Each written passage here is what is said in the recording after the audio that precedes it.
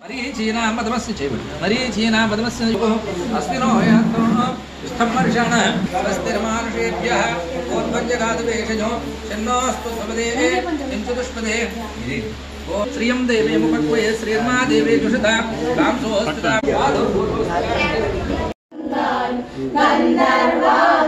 गन्धर्वादुलगानस्वरालु मणिदीपानिकि महानिधुलु भुवनेश्वरि संकल्पमे जनिंजे मणिदीपము దేవదేవరాసము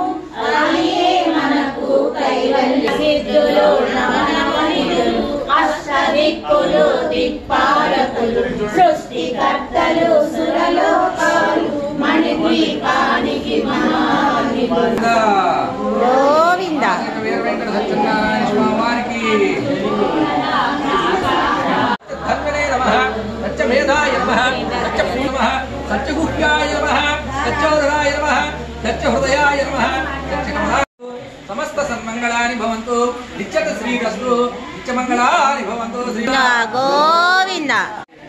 అడవుల్లోకి వెళ్ళి జంతువులు వేటాడేవాడు వాళ్ళకి అలవాటుగా ఉండేటప్పటికీ ఈ రాజు గారు కూడా ఒకరోజు గుర్రం మీద వెళ్తూ ఉన్న సందర్భంలో ఒక మారేడు చెట్టు కింద గొల్లలో సత్యనారాయణ స్వామి వ్రతం చేసుకుంటూ ఉన్నారనమాట. వ్రతం చేసుకుంటే కనీసం స్వామివారి నుంచి అట్టించేస్తున్నా కనీసం నమస్కారం అయినా చేయలేదన్నమాట. రాజుగారు పక్కనే వెళ్ళి విశ్రాంతి తీసుకునేటప్పటికి గొల్లలు మాత్రం పూజ అంతా అయిన తర్వాత వీళ్ళు తినకుండా పెద్ద ఆయన వచ్చాడని ముందు ప్రసాదం ఆయన దగ్గరికి పెట్టి వీళ్ళు వచ్చి ప్రసాదాలు తీసి భోజనాలు చేశారు. కానీ రాజుగారు మాత్రం గొల్లలు ఇచ్చారని నిత్యంగా భావించి ప్రసాదం తీసుకోకుండా ఆ పక్కన భటులో సైనికులు వారికి తింటారా అనేటప్పటికీ ఆ తెలుసుకున్నటువంటి ఆ విషయాన్ని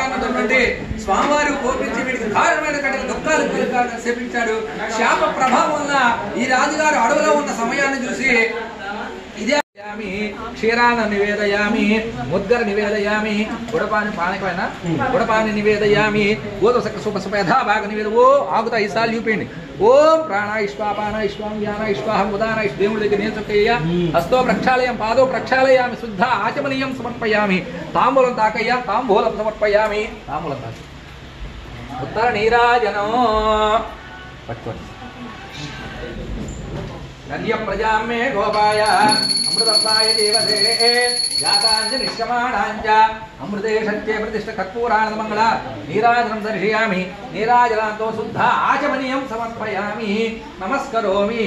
శ్రీమద్రమారమ గోవింద గోవింద. పౌరుషంగా ఎనగ తీసుకోమ్మా కూతుర్ని ఆశీర్వదించింది పసుపు కుంకుమ పట్టు చీరను సకల ఆభరణములను వెళ్ళబెట్టు.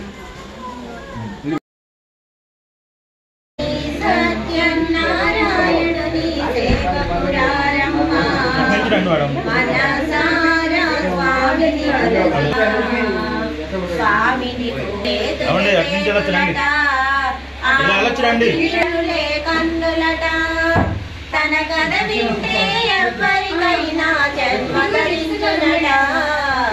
శ్రీ సత్యనారాయణ